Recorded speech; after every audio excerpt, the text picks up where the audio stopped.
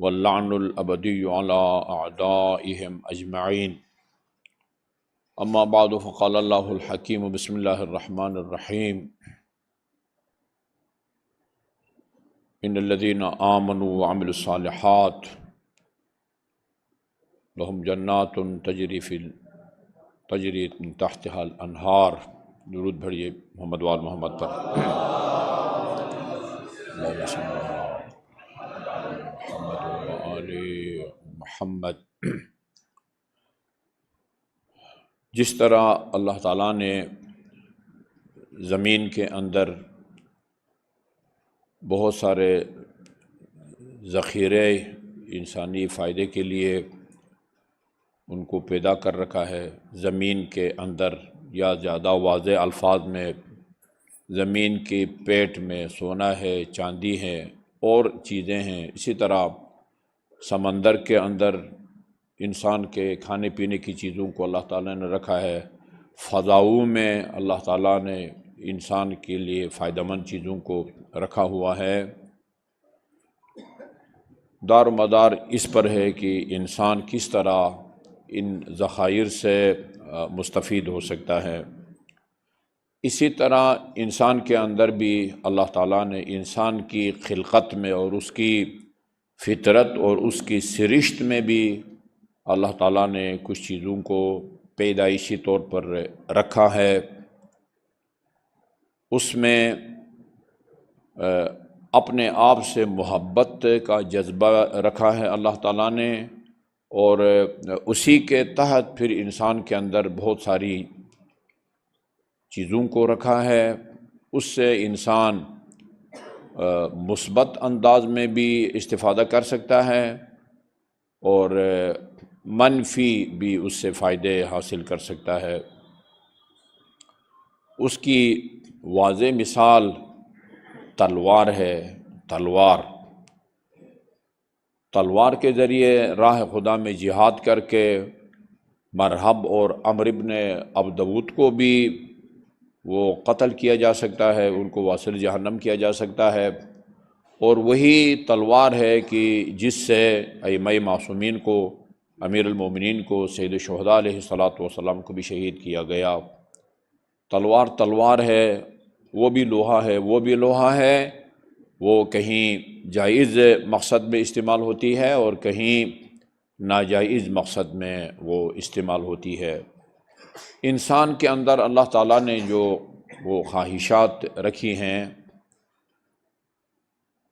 وہ اگر اس کو مثبت طریقے سے استعمال کریں تو یہی خواہش انسان کی نجات کا باعث بن سکتی ہے، یہی خواہش انسان کی روحانی اور معنوی ترقی کا باعث بن سکتی ہے، اور اگر انہی خواہشات کو منفی انداز میں استعمال کرو تو یہی انسان کو جہنم کا حقدار بنا دیتی ہیں۔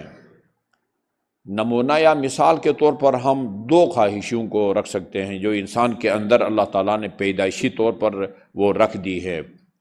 غضب ایک غریزہ ہے، ایک خواہش ہے جو انسان کے اندر اللہ تعالیٰ نے رکھا ہوا ہے۔ غضب یہ غضب، اگر اس غضب کو اللہ تعالیٰ کی رضامندی میں وہ استعمال کرو، غضب کبھی پسندیدہ چیز ہے، بذات خود غضب پسندیدہ چیز ہے، لیکن وہ اس کو اگر منفی انداز میں غضب کو استعمال کریں وہ ناپسندیدہ ہو جاتا ہے، مثبت انداز میں اس کو استعمال کریں تو وہ پسندیدہ ہو جاتا ہے۔ غضب یہ جو امیر المومنین علیہ الصلاۃ والسلام نے جنگیں لڑی ہیں وہ غضب کے نتیجے میں لڑی ہیں، لیکن غضب اللہ کے لیے ہے، اللہ کے لیے اس غضب کو استعمال کیا امیر المومنین نے، اور یہ اللہ تعالیٰ کی طرف سے جنگ خندق میں آپ کو یہ اعزاز ملا، ضربۃ علی یوم الخندق افضل من عبادت الثقلین۔ ایک غضب کو ایک دفعہ استعمال کے نتیجے میں انسان کو تمام انسانوں اور جنات کے عبادات سے زیادہ اجر کا جو ہے وہ حقدار بنا دیتا ہے۔ یہ ایک غضب کو مثبت طریقے کے استعمال کرنے کے نتیجے میں۔ اچھا، اور اسی غضب کو اگر منفی انداز میں استعمال کیا جائے، وہ کسی مومن کے خلاف اس غضب کو استعمال کیا جائے یا کسی مظلوم کے خلاف استعمال کیا جائے، یہی انسان کو یا وہ گمراہی تک پہنچا سکتا ہے۔ نہج البلاغہ کا مفتی جعفر حسین صاحب کے اس کے ترجمے کے مطابق میرے خیال میں 175 نمبر خطبہ ہے شاید، اس میں رسول خدا کا ایک فرمان کوڈ کیا ہے امیر المومنین علیہ الصلوۃ والسلام نے، اس کو میں آپ کی خدمت میں پیش کرتا ہوں۔ فرمایا ان رسول اللہ یقول، رسول خدا صلی اللہ علیہ وسلم فرماتے ہیں ان الجنت حفت بالمکارہ۔ یہ ایک جملہ ہے، پتہ نہیں کس نے بنایا ہے، یہ رند کے رند رہے، ہاتھ سے جنت نہ گئی، عیاشی کر کے جو ہے نا وہ جنت نہیں جایا جا سکتا۔ یہ جو خواہشات نفسانی ہیں انسان کے اندر، لڑنے بھیڑنے، جنسی خواہش وغیرہ وغیرہ، وہ ان تمام کو وہ ایک بے مہار شتر کی طرح آزاد چھوڑ کے انسان جنت نہیں جا سکتا۔ رسول خدا صلی اللہ علیہ وسلم نے فرمایا کہ ان الجنت حفت بالمکارہ، لفظی ترجمہ یہ بنتا ہے جو جنت ہے، بہشت، وہ مکارہ، سختیوں میں گھری ہوئی ہے، سختیوں میں گھری ہوئی ہے۔ کیا مطلب؟ یعنی انسان جب جنت پہنچے گا، وہ ایمان اور عمل صالح کے نتیجے میں، جیسے میں نے آیت پڑھی ان الذین آمنوا وعملوا الصالحات، جو لوگ صاحبان ایمان ہیں، صحیح العقیدہ ہیں، عمل صالح انجام دیتے رہے ہیں، لہم جنات تجری من تحتها الانہار، ان کو ان باغات میں جگہ ملے گی جن نیچے نہریں بہہ رہی ہوں گی۔ اس جنت میں پہنچنے کے بعد وہاں سختیاں ہوں گی، سختیوں میں بندہ گھر جائے گا۔ وہ کیسی جنت ہے کہ جس میں بندہ جا کے سختیوں میں گھر جائے۔ وَأَنَّ النَّارَ وَحُفَّتِ النَّارُ بِالشَّهَوَاتِ، یہ رسول خدا کا فرمان ہے جس کو امیر المومنین نے اپنے خطبے کا، ایک نسبتاً خاصا طولانی خطبہ ہے، اس کا ایک ٹکڑا یہ ہے، ایک پیراگراف جو ہے نا وہ یہ ہے وَحُفَّتِ النَّارُ بِالشَّهَوَاتِ، اور جہنم وہ خواہشات میں جو ہے نا گھری ہوئی ہے۔ اس کا کیا مطلب ہے؟ یعنی انسان جب جہنم جائے گا اس کی ہر خواہش پوری ہوگی، جو کھانا مانگے گا اس کو دے دیا جائے گا، جتنے مرضی وہ حوروں کا مطالبہ کرے وہ فراہم کر دی جائیں گی۔ وہ کیسے جہنم ہے جہاں انسان کی ہر خواہش پوری ہو جائے؟ اس کا کیا مطلب ہے؟ اس کا یہی مطلب ہے کہ حفت الجنت بالمکارہ، جنت میں جانے کے لیے اس دنیا میں سختیاں جھیلنی پڑتی ہیں، سختیوں کو برداشت کرنا پڑتا ہے، ناگوار حالات کا مقابلہ کرنا ہوتا ہے۔ وحفت النار بشہوات، اس کا مطلب یہ ہے کہ یعنی جہنم وہ جائے گا جو اس دنیا میں خواہشات کا اسیر ہو، خواہشات کا قیدی ہو، وہ جہنم جائے گا۔ اس ٹکڑے کو رسول خدا کا پیش کرنے کے بعد پھر امیر مومنین فرماتے ہیں وَعْلَمُوا، یاد رکھو۔ اچھا، یہ امیر مومنین کا فرمان اور اس کا ترجمہ عرض کرنے سے پہلے یہ نوٹ کر لیں بریکٹ میں کہ یہ جو امیر مومنین کا فرمان آگے آ رہا ہے یہ عام آدمی کی بات ہو رہی ہے، عام آدمی کی بات ہو رہی ہے، اور خدا رسول کے جو احکامات ہیں یا ان کے خطابات ہیں وہ عام آدمی کی سطح فکر کے مطابق جو ہے نا وہ کی جاتی ہیں، ورنہ یہ جو جملے ابھی آپ کو ملیں گے، یہ صفات، یہ علامتیں، یہ اطاعت گزاروں کی یہ خصوصیت یا معصیت کاروں کی یہ خصوصیت، یہ خاصان خدا، میں نے ائمہ معصومین کا مقام بہت بلند ہے، بزرگان صاحبان کرامت اللہ کے مقرب لوگ، ان کے اوپر بھی یہ کلام فٹ نہیں آتا، یہ عام لوگوں کی بات ہو رہی ہے، عام لوگوں کی بات ہو رہی ہے۔ آپ میری تصدیق کریں گے، ابھی فرماتے ہیں وَعْلَمُوا، یاد رکھو، إِنَّهُ مَا مِن طَاعَةِ اللَّهِ شَيْءٌ إِلَّا یاتی فی کرہن، کوئی بھی خدا کی عبادت وہ جو بھی اس کو انجام دینا چاہتا ہے وہ عبادت اس کو ناگوار گزرتی ہے، یعنی اس عبادت کو اپنے نفس کے اوپر مسلط کرنا پڑتا ہے، ورنہ یعنی اپنی رضا اور رغبت اور شوق سے کوئی بھی اللہ تعالیٰ کی عبادت انجام نہیں دیتا۔ کیا سب کے لیے ایسا ہے؟ اصحاب کرام کے ساتھ رسول خدا صلی اللہ علیہ وسلم بیٹھے ہوتے تھے، ظہر کا وقت جب قریب آتا تھا بلال سے فرماتے تھے، بلال سے جاؤ آذان دو، وَأَرِحْنَا یا بلال، جا کے آذان دو اور ہماری اس بے قراری کی کیفیت کو جو ہے نا وہ دور کرو، ہمیں نجات دو اس بے قراری کی کیفیت سے۔ یہ رسول اور یہ آپ کے اصحاب کرام، یہ نماز ان کے لیے ناگوار گزرتی تھی، روزے ان کے لیے ناگوار گزرتے تھے۔ وہ سفر حج 25 حج پیدل کیے ہیں امام زین العابدین علیہ السلام نے، یہ ناگوار گزرتے تھے۔ یہ ائمہ معصومین کی ہم بات نہیں کر رہے ہیں جی، ایک عام آدمی، وہ ایک آیت اللہ قاضی ہیں، ان کی طرف ایک بات منسوب ہے امام خمینی رحمۃ اللہ علیہ کے، وہ استاد تھے، ان کی طرف یہ منسوب ہے کہ اگر اللہ تعالیٰ نے ہمیں جنت میں جگہ دی انشاءاللہ، اور جنت میں تو کوئی تکلیف نہیں ہے، تکلیف سے مراد درد و علم نہیں ہے، ویسے تو عام اردو میں تکلیف یعنی فلان کے سر میں تکلیف ہے، فلان کی پیٹ میں تکلیف ہے، فلان کی سینے میں، فلان کی آنکھ میں تکلیف ہے، یعنی درد ہے، علم ہے۔ اس تکلیف سے مراد یعنی ادھر نہ کوئی واجب ہوگا، نہ کوئی حرام ہوگا، ادھر بندہ جواب دہ نہیں ہے، نہ نماز وہاں 5 وقت کی نماز واجب ہے، نہ وہاں جنت جانے کے بعد وہ سال میں ایک دفعہ یہ 1 مہینہ روزہ رکھنا ہوگا، نہ زندگی میں ایک دفعہ حج۔ اب وہاں تکلیف ساقط ہے، وہاں پر نہ واجب ہے، نہ حرام ہے، وہاں تکلیف نہیں ہے، یعنی بندہ جواب دہ نہیں ہے۔ وہ کہا کرتے تھے کہ وہاں تو بھائی کوئی تکلیف نہیں ہے، وہاں اگر ہمیں کہہ دیا جائے کہ نماز پڑھنے کی ضرورت نہیں ہے، ہمیں نماز کے بغیر وہاں کس طرح سکون ملے گا؟ ایک عام آدمی کی بات ہوتی ہے، عام اللہ تعالیٰ کی اطاعت گزار، مرجع تقلید کہیں یا نامور عالم دین کی یہ بات ہو رہی ہے۔ معصومین علیہ الصلوۃ والسلام، یہ خود رسول خدا کا فرمان، ائمہ معصومین علیہ الصلوۃ والسلام کی سیرت اور ان کے اقوال یہ گواہی دیتے ہیں کہ یہ عام آدمی کی بات ہو رہی ہے، ورنہ ائمہ معصومین کوئی بھی اللہ تعالیٰ کی اطاعت وہ ان کے اوپر ناگوار نہیں گزرتی تھی۔ یہ نوٹ کر لیں کہ کہیں غلط فہمی نہ ہو جائے۔ وَعْلَمْ أَنَّ مَا مِن طَاعَةِ اللَّهِ شَيْءٍ، کوئی بھی اللہ تعالیٰ کی اطاعت ہو الا یاتی فی کرہن، وہ بڑی ناپسندیدگی کے حالت میں انجام دیا جاتا ہے، بندے کو ناگوار گزرتی ہے اللہ تعالیٰ کی اطاعت۔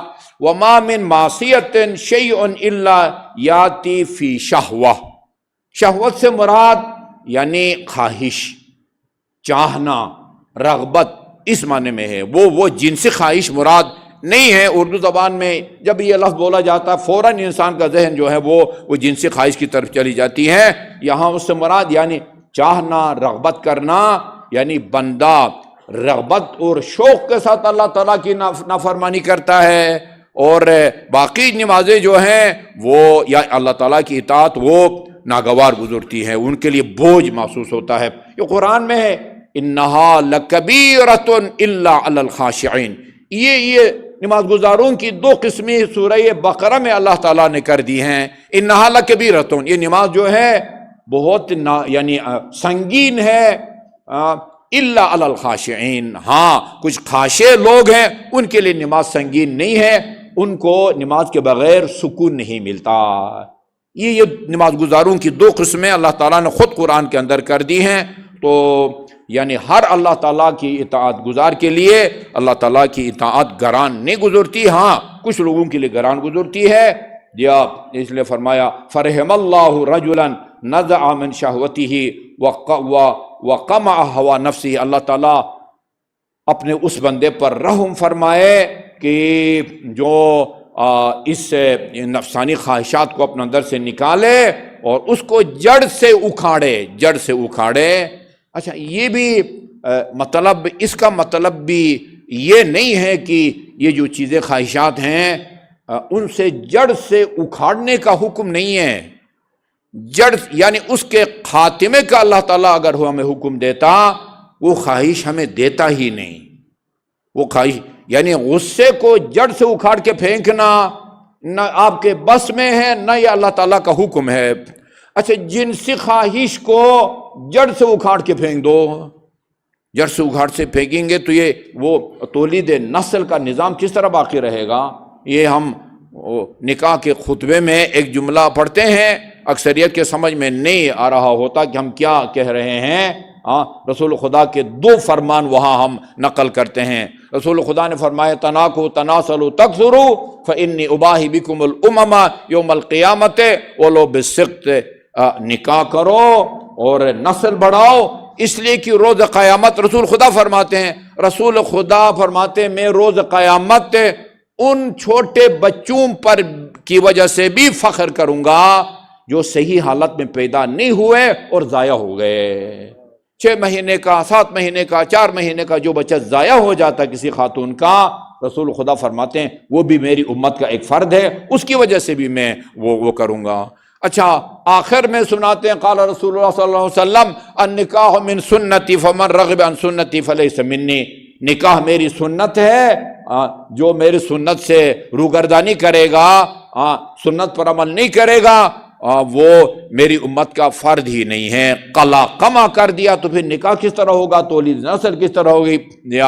یہ میں نے پہلے بھی کسی جمعہ میں عرض کیا تھا، ایک عرصے تک ایران میں یہ جو ہے نا وہ فیملی جو ہے نا یہ خاندانی منصوبہ بندی، کم سے کم بچے پیدا کرنے کی تشویق کی گئی، ترغیب کی گئی، لوگوں کو حوصلہ افزائی کی گئی، وہ در دیوار کر اقوال لکھے گئے.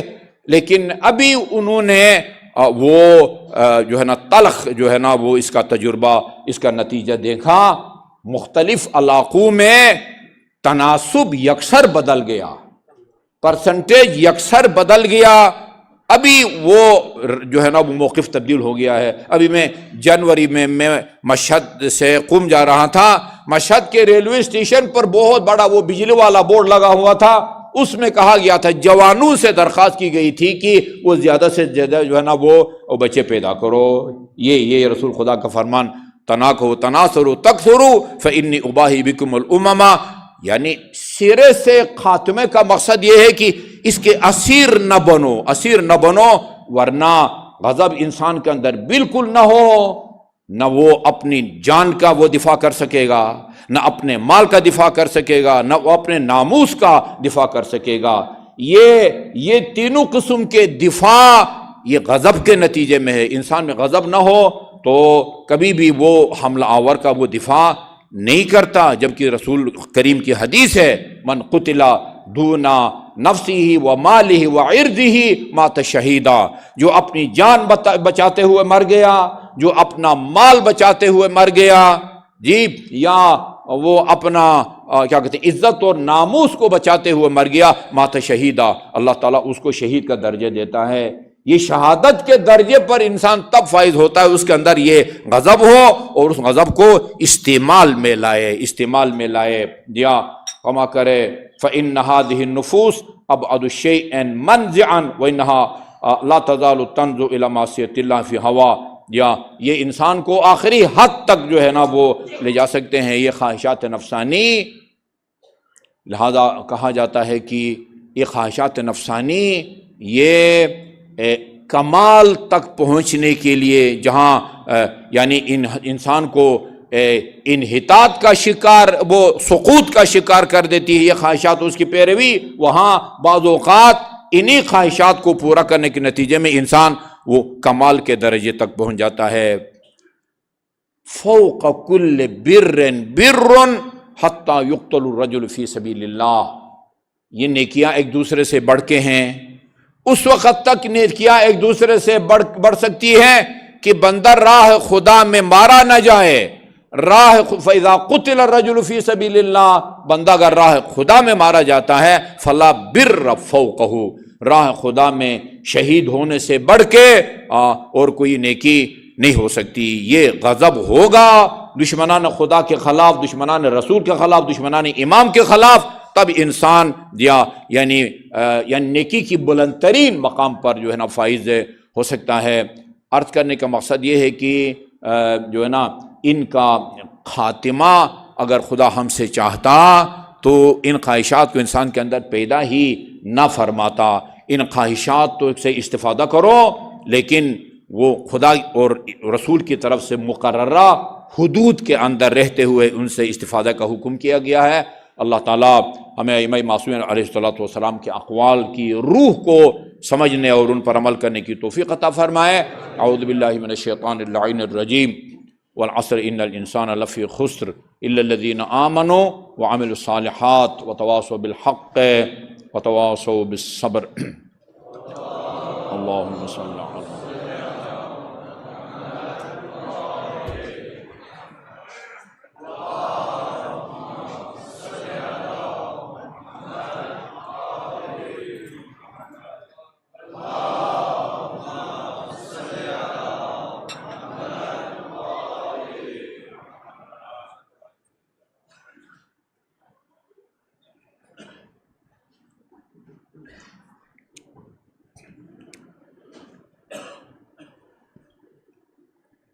اعوذ باللہ من الشیطان اللعین الرجیم، بسم اللہ الرحمن الرحیم، الحمد للہ رب العالمین، والصلاة والسلام علی خیر خلقہ محمد وآلہ الطیبین الطاہرین، ولا سیما علی ابن امہ امیر المؤمنین علی بن ابی طالب علیہ الصلاة والسلام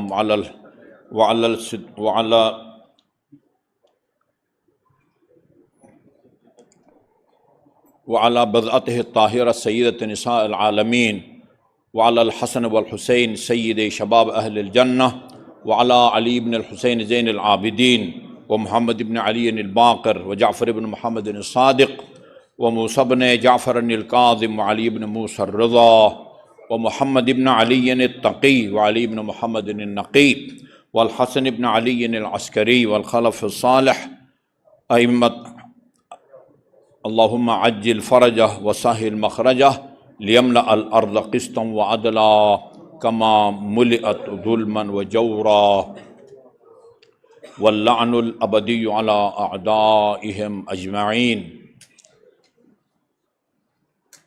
اما بعد فمن کلام لہ صلی اللہ علیہ وآلہ وسلم، یا علی انت وشیعتک ہم الفائزون۔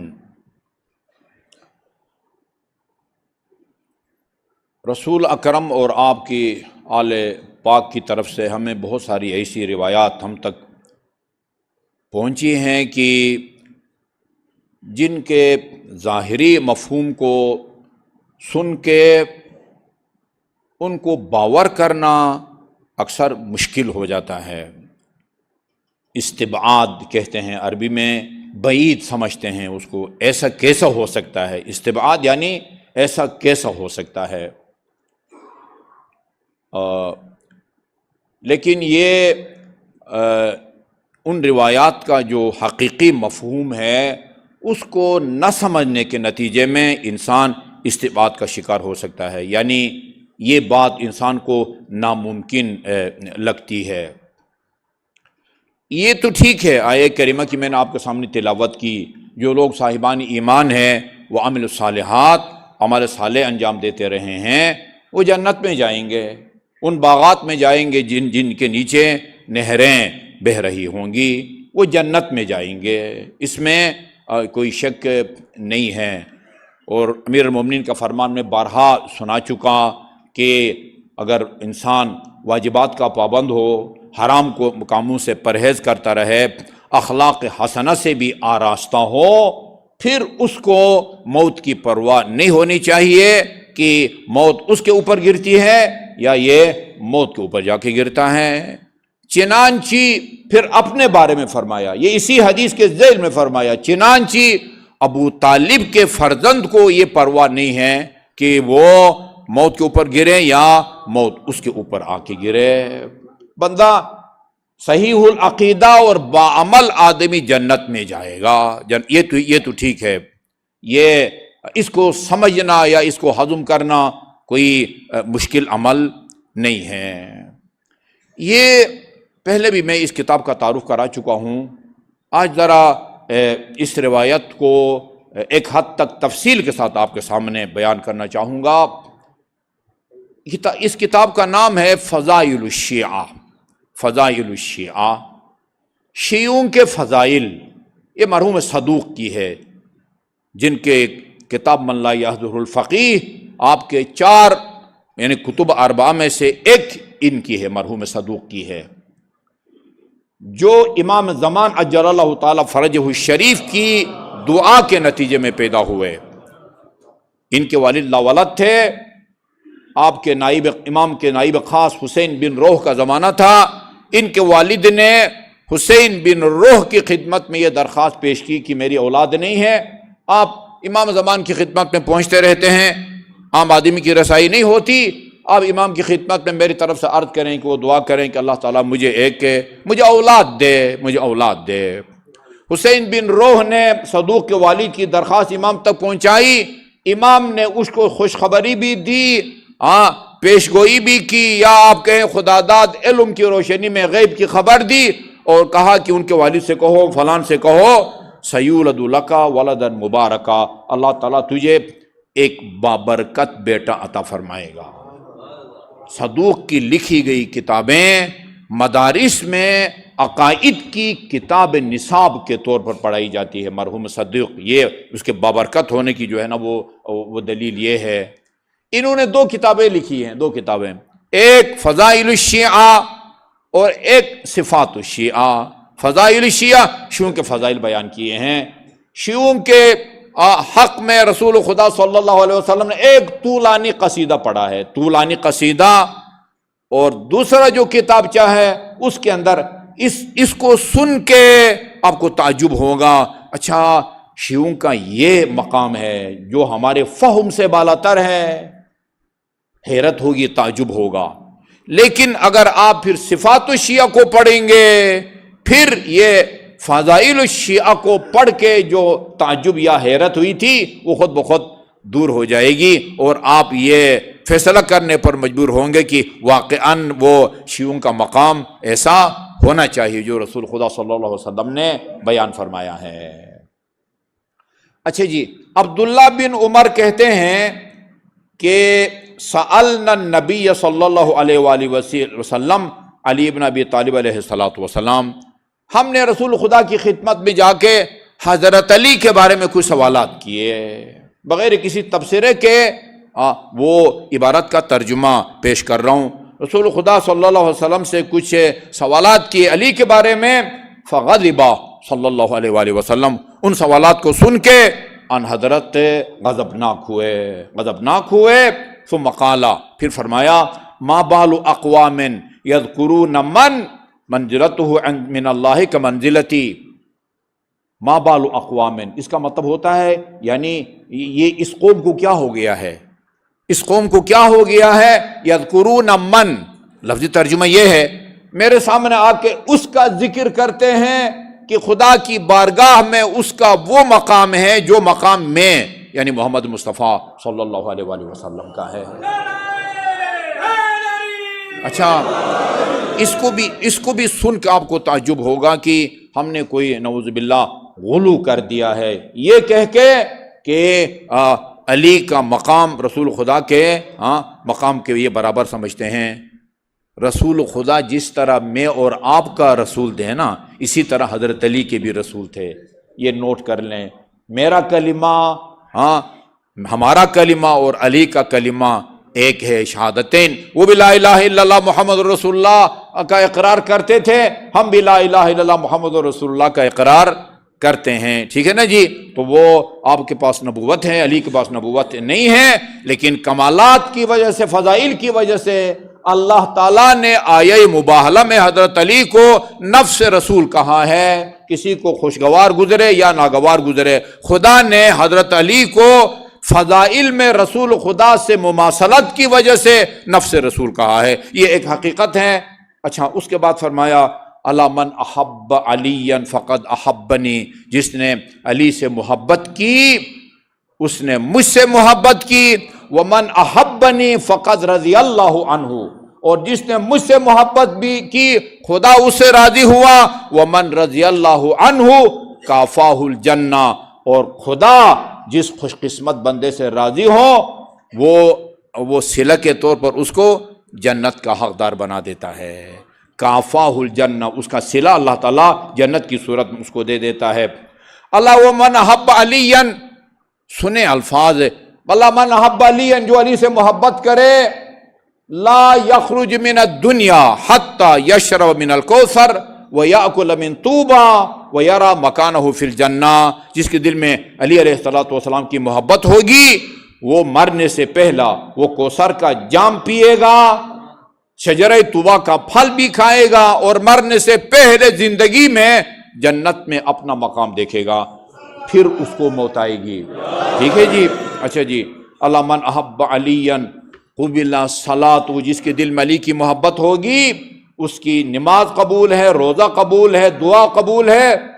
من احب علی استغفرت لہ الملائکہ، جو علی سے محبت کرے اللہ کی فرشتے اس کے لیے طلب مغفرت کرتے ہیں، اس کے لیے بھی طلب مغفرت کرتے ہیں۔ وہ جو طولانی روایت سناتا رہتا ہوں اس میں بھی رسول خدا نے فرمایا من کتب فضیلۃ من فضائل علی، جو علی کی ایک فضیلت اپنی کتاب میں ڈائری میں تحریر کرے، مستند فضیلت خدا نے قرآن میں بیان وہ فرمایا ہو، رسول خدا نے اپنے کسی حدیث میں بیان کیا ہو، ایک فضیلت بیان کرے، لم تزل الملائکۃ تستغفر لہ، مسلسل اللہ کے فرشتے اس ایک فضیلت تحریر کرنے والے کی طلب مغفرت کرتے رہتے ہیں جب تک اس فضیلت کی تحریر کے آثار موجود ہوں۔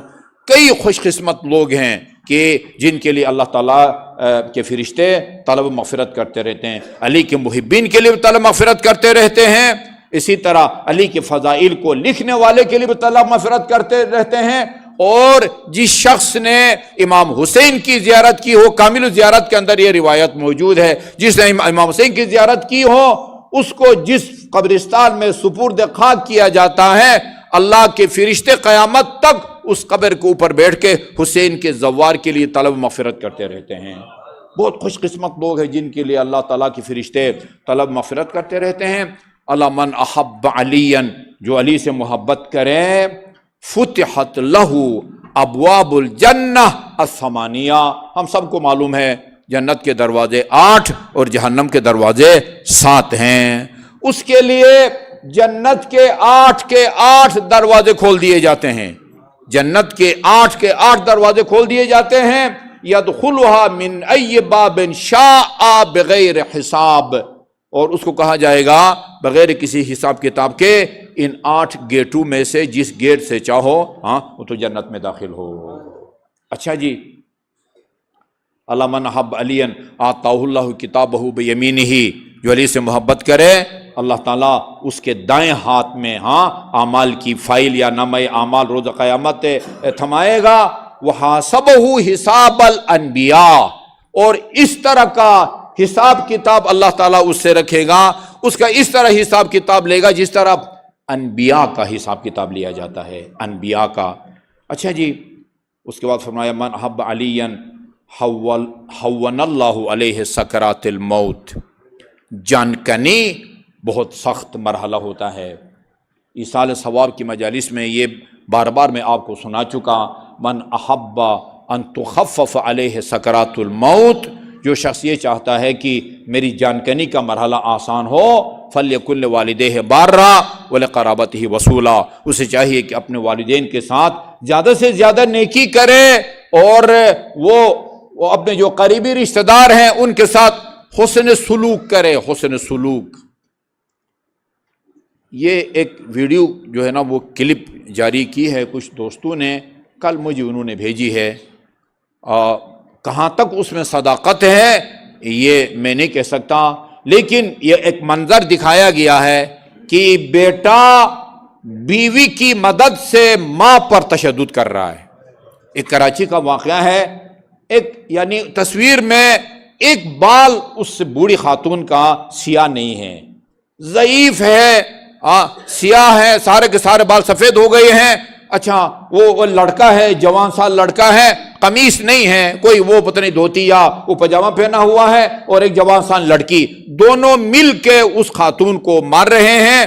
اب یہ کوئی بھی ہو، ایک اجنبی خاتون بھی ہو تو قابل مذمت ہے، لیکن لکھا ہے کہ بیٹا بیوی کی مدد سے ماں پر تشدد کر رہا ہے، یعنی اس طرح کے ہمسایوں کو بھی ڈرنا چاہیے کہ کہیں ان پر عذاب نازل ہو اور وہ بھی اس کے وہ لپیٹ میں آ جائے۔ فَلْيَكُنْ لِوَالِدَيْهِ بارہ امام زین العابدین کا فرمان ہے، یہ روایات میں ہے کہ اگر آپ حالت نماز میں ہیں، نفل نماز پڑھ رہے ہیں، والد آپ کو بلائے، نماز توڑ کے والد کی خدمت میں جانے کی ضرورت نہیں ہے، لیکن والدہ اگر بلائے تو یہ ہے کہ نماز توڑو اور والدہ کی خدمت میں جا کے کہو کہ ہاں کیا فرمان ہے امی جی۔ یہ آدمی سوچ نہیں سکتا کتنی درندگی چاہیے کہ آپ رسالہ حقوق میں دیکھیں، باپ کے حقوق امام زین العابدین نے 3-4 سطروں میں لکھا ہے، اور ماں کے حقوق اور باپ کے حقوق کا آپ اندازہ لگائیں۔ بلکہ حدیث میں ہے کہ آدمی رسول خدا سے پوچھتا ہے کس سے نیکی کروں؟ ماں سے نیکی کرو۔ دوسری دفعہ تیسری دفعہ کہتا ماں کے ساتھ نیکی کرو، چوتھی دفعہ جب پوچھا کہا کہ باپ سے بھی نیکی کرو۔ یہ ماں کا مقام ہے۔ یا تو جانکنی کا مرحلہ والدین سے نیکی کے نتیجے میں آسان ہوتا ہے۔ من احب علیا هون اللہ علیہ سکرات الموت، جو علی سے محبت کرے اس کی جانکنی کا مرحلہ آسان ہو جاتا ہے۔ من احب علیا جعل اللہ قبرہ روضۃ من ریاض الجنہ، اللہ تعالیٰ اس کے قبر کو جنت کے باغات میں سے ایک باغیچہ بنا دیتا ہے۔ ویسے بھی حدیث مشہور ہے، القبر اما وہ جنت یا تو روضۃ من ریاض الجنہ اور حفرۃ من حفر النار، قبر انسان کے لیے یا جنت کے باغات میں سے ایک باغیچہ ثابت ہوتی ہے، یا جہنم کے گڑھوں میں سے ایک گڑھا ثابت ہوتا ہے۔ ویسے بھی اب یہاں بتا دیا کہ یہ کس کے لیے وہ جنت کا باغیچہ ثابت ہوتا ہے۔ ظاہر ہے جب علی کے محب کے لیے جنت کا باغیچہ ثابت ہوگا، پھر علی کے دشمن کے لیے وہ جہنم کے گڑھوں میں سے ایک گڑھا ثابت ہوگا۔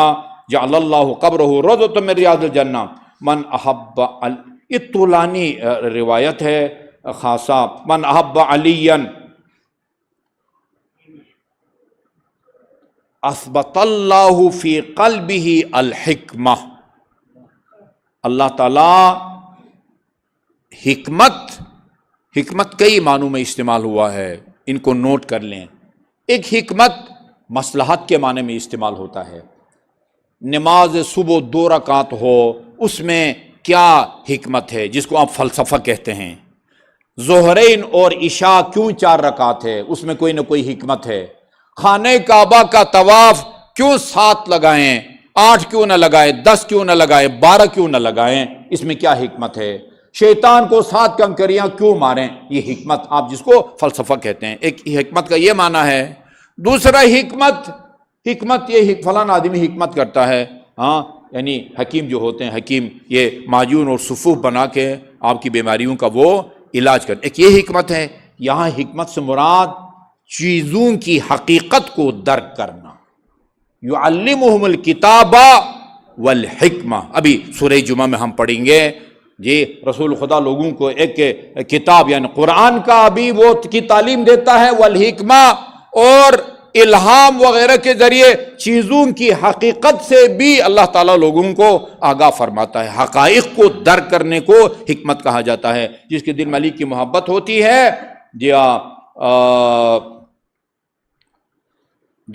وہ اس کی حکمت کو اثبت اللہ فی قلبہ الحکمت، اس کے دل میں حکمت کو اللہ تعالیٰ پیدا فرماتا ہے۔ وَأَجْرَى عَلَى لِسَانِهِ الصَّوَابَ، اور ہمیشہ اس کی زبان سے حق، حقیقت اور درست بات جو ہے وہ صادر ہوتی ہے، بشرطی کہ وہ اس کے دل میں علی کی محبت ہو۔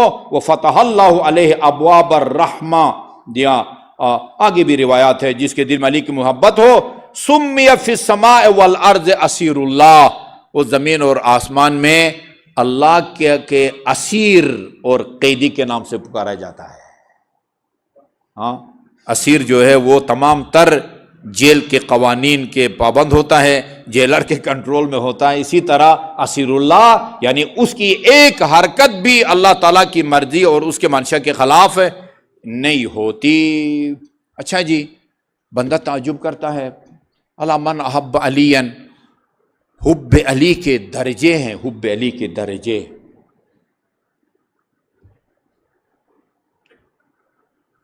خدا کے منکرین میں محب علی موجود ہیں، خدا کو نہیں مانتے، لیکن تاریخ اسلام کو پڑھ کے علی کے فضائل کا مطالعہ کر کے ان کے دل میں علی کی محبت پیدا ہوتی ہے۔ مسیحیوں میں، عیسائیوں میں علی علیہ السلام کے آپ کو محب ملیں گے۔ یہ من جملہ ان میں یہ جورداق عیسائی مورخ ہیں، جو علی کی جس فضیلت سے زیادہ متاثر ہوا اس نے علی کی اس فضیلت کے بارے میں کتاب لکھی ہے۔ جورداق سب سے زیادہ امیر المومنین کی عدالت سے متاثر تھا، اس نے کتاب لکھی ہے صوت العدالت الانسانیہ الامام علی، انسانی عدالت کی آواز یعنی امام علی۔ اس کے اندر اس کا ایک جملہ ہے، وہ نوٹ کرنے کے قابل ہے۔ امیر المومنین سے مخاطب ہو کے وہ عرض کرتے ہیں، یا علی، اے علی، انی لست مسلما فضلا ان اکون شیعیہ، اے علی، شیعہ ہونا تو بہت دور کی بات ہے، میں مسلمان بھی نہیں ہوں، لیکنی احبک، لیکن کمالات کی وجہ سے میں آپ سے محبت کرتا ہوں۔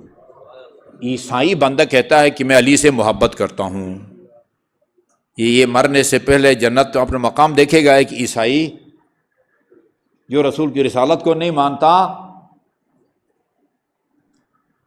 رسول کو رسالت کو بھی مانے لیکن وہ علی کو وہ مقام نہ دے جو مقام اللہ نے علی کو دے رکھا ہے۔ درجنوں کتابیں بھی لکھے علی کی شان میں اور علی کی محبت کا دعوے دار ہو، وہ مرنے سے پہلے نہ وہ کوثر کا جام پیے گا، بلکہ مرنے کے بعد بھی جنت کی خوشبو نہیں سونگھ سکے گا جو علی کو وہ مقام نہ دے جو مقام اللہ تعالیٰ نے علی کو دے رکھا ہے۔ اچھا جی، یہ وہ مقامات ہیں۔ اچھا جی، یہ ان مقامات، یہ تو کہا یہ چونکہ فضائل ہیں۔ قرآن میں کھانے پینے کی چیزوں میں ایک چیز کو قرآن نے شفا کہا ہے نا، ہم سب کو پتہ ہے، شہد ہر بیماری کے لیے شفا ہے، اس میں کوئی شک نہیں ہے، لیکن ہو شہد، ٹھیک ہے نا، وہ شہد کی مکھیوں کو آپ لا کے وہ گڑ اور چینی کے ڈھیر پر بٹھا دیں، اسے جو بنے گا وہ تو پھر وہ نہیں ہوگا جس کا خدا نے قرآن میں ذکر کیا ہے نا۔ شہد شفا ہے، لیکن شرط یہ ہے کہ وہ ابھی سوشل میڈیا پر یہ بہت ساری چیزیں آ رہی ہیں، کہتے ہیں کہ اصلی شہد کو نقلی شہد سے تمیز دینے کے طریقے، یہ علامت ہے تو اس کا مطلب ہے کہ اصلی ہے، یہ علامت نہیں ہے اس کا مطلب ہے کہ یہ نقلی ہے، اصلی نقلی۔ ابھی یہ دوسری جو کتاب کا وہ ایک روایت جو امام محمد باقر علیہ السلام نے قسم کھا کے بیان فرمائی ہے، اس کو میں بیان کروں گا تو پتہ چلے گا اصلی شہد کون سا ہے، نقلی شہد کون سا ہے، وہ کون شیعہ ہیں جن کے یہ فضائل ہیں کہ مرنے سے پہلے جنت میں اپنا مقام دیکھیں گے۔ ورنہ یہ سلمان قطانی عجیب بات ہے۔ سن 1966 میں نجف کے ایک نامور خطیب سید جواد شبر، میں نے ان کی مجلسیں سنی ہے نجف کے اندر، انہوں نے ایک مقابلہ کروایا، حضرت علی کی شان میں کتاب لکھنے کا مقابلہ کروایا، اعلان کیا جو بھی اس میں عرب اور اسلامی دنیا میں اعلان کرایا، شیعوں نے حصہ لیا، سنیوں نے حصہ لیا، مسیحیوں نے حصہ لیا۔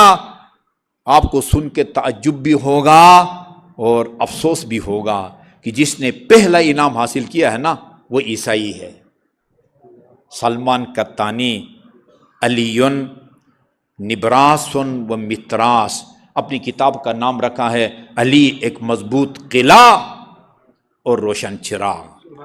یہ ڈیپینڈ کرتا ہے کہ کس نے کتنا زیادہ مطالعہ کیا ہے۔ اس میں آپ یہ نہ سمجھے کہ ایک شیعہ نے پہلا انعام کیوں حاصل نہیں کیا۔ بھئی شیعہ نے اتنی محنت نہیں کی، شیعہ نے اتنی کتابوں کا مطالعہ نہیں کیا، شیعہ نے وہ علی کی زندگی کا اس طرح تجزیہ نہیں کر سکا جس طرح اس مسیحی نے کیا ہے. آپ کو یعنی تعجب نہیں ہونا چاہیے، اس کو نجات نہیں ملے گی. بھئی وہ تو رسول کی رسالت کا بھی منکر ہو گیا ہے، اس کو پہلا انعام کیوں ملا ہے؟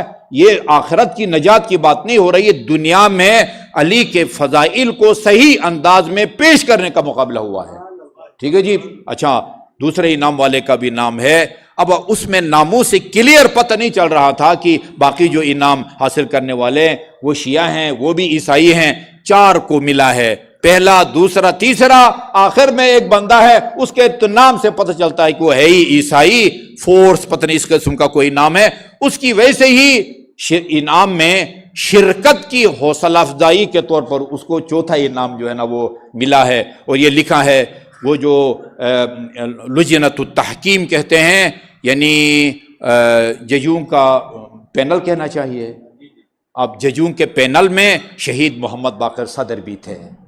اسی طرح وہ ایک سید مرتضیٰ آل یاسین، اس لیول کے 4-5 مجتہد وہ ججوں پر مشتمل ججوں کا پینل بنا ہے، اور اس میں اس مسیحی کو پہلا انعام ملا ہے. اچھا جی، اس کے دل میں علی کی محبت ہے. وہ جرزاں خود کہتا میں شیعہ بھی نہیں ہوں، مسلمان بھی نہیں ہوں، لیکن کیا کروں علی، تیرے کمالات مجھے قلم اٹھانے پر مجبور کرتے ہیں. جی، وہ حب علی اس میں ہے، لیکن نجات نہیں ملے گی. نجات اسے ملے گی جو علی کی محبت کو دل میں رکھے بھی، ساتھ ساتھ علی کا اطاعت گزار بھی ہو. صفات الشیعہ، یہ جس نے پہلے اسلام حاصل کیا نا، اس نے ایک جملہ لکھا ہے، بس وہ آپ کی خدمت میں عرض کا، تو ٹائم بھی ختم ہو گیا. کہتے ہیں کہ علی جو ہے نا، علی فخر تاریخ ہے. ایک عجیب جملہ ہے یہ، فخر تاریخ ہے. یعنی تاریخ انسانیت فخر کرے گی کہ میرے صفحات پر علی جیسی ہستی کا نام بھی آ گیا ہے. فخر تاریخ کے قرار دیتا ہے یہ امیر المومنین علیہ الصلوۃ والسلام کو. اچھا جی، وہ شیعہ ہوتا کون ہے؟ وہ امام محمد باقر قسم کھا کے کہتے ہیں، قسم کھا کے. وہ اگر ایک حقیقت ہے نا، وہ کتنی بھی تلخ ہو اس کو دل جان سے وہ تسلیم کرو. الحق مر، یا حق ہوتی ہی جو ہے وہ تلخ ہے اور وہ کڑوی ہے. قسم کھانے کی امام محمد باقر کو کیا ضرورت پڑی؟ امام محمد باقر کا حلفیہ بیان یہ ہے، واللہ ما شیعتنا الا من اتقى اللہ واطاع. خدا کی قسم، ہمارا شیعہ وہی ہے جو تقوی الہی رکھتا ہو اور اللہ تعالیٰ کی اطاعت کرے. جو تقوی الہی رکھتا ہو اور اللہ تعالیٰ کی اطاعت کرتا ہو، زندگی میں اللہ تعالیٰ کی نافرمانی نہ کی ہو، وہ مرنے سے پہلے آب کوثر بھی پیے گا، شجر طوبیٰ کا پھل بھی کھائے گا، اور مرنے سے پہلے جنت میں اپنا مقام بھی دیکھے گا. تاریخ میں ایسے خوش قسمت افراد کا آپ کو ذکر ملے گا. آئندہ بھی بیان کروں گا، پہلے بھی کر چکا ہوں کہ کس نے مرنے سے پہلے جنت میں اپنا مقام دیکھا. کربلا میں نواسے پیغمبر نے بہت سارے شہداء کو اپنی 2 انگلیوں کے دوران شہادت سے پہلے کہا کہ یہ تمہارے مقام ہے. مختلف لوگوں کو شہداء کربلا کو دکھایا. اللہ تعالی ہمیں حقیقی امیر المومنین علیہ الصلوۃ والسلام کے محبین میں شامل ہونے کی توفیق عطا فرمائے.